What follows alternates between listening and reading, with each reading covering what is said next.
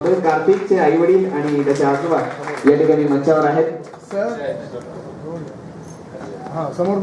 कारण इतक्या कमी वेळेत इतक्या कोवळ्या बालकाला म्हणजे अक्षरशः सांगायचं म्हणजे मी मुंबईला 1 वर्ष भरतो. 1 वर्ष असून माझे एकही ट्रीटमेंट मुंबईला झालेलं नाही. या तिथे जा, या इकडे जा, त्या तिकडे जा, 203 मध्ये जा, 205 मध्ये जा, असं आपल्या सर्वसामान्य माणसाला तिथलं काहीच समजत नाही. तरी मग नंतर मी कंट्रोल 4 ते 5 लाख भेटले मुंबईला. 5 लाख घालणे माझा काहीच उपयोग झाला नाही. नंतर मग आमच्या पाहुण्याने सांगितलं जाधव साहेब चांगले येतं, पहिले ट्रीटमेंट जाधव साहेबांकडे घेतली पाहुण्यांच्या. मग नंतर जाधव साहेबांकडे आलो. जाधव साहेबांना आम्हाला सगळं ट्रीटमेंट सांगितली. आणि पुन्हा कसं आहे सांगायचं म्हणजे जाधव साहेबांकडे आम्हाला पैशाचा कधीही प्रॉब्लेम आला नाही.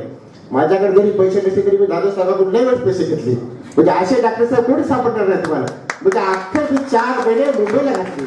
माझी परिस्थिती पण एवढी माहिती की मुंबईत भयानक परिस्थिती, आम्हाला रात्रीला झोपायला पण जागा नव्हती.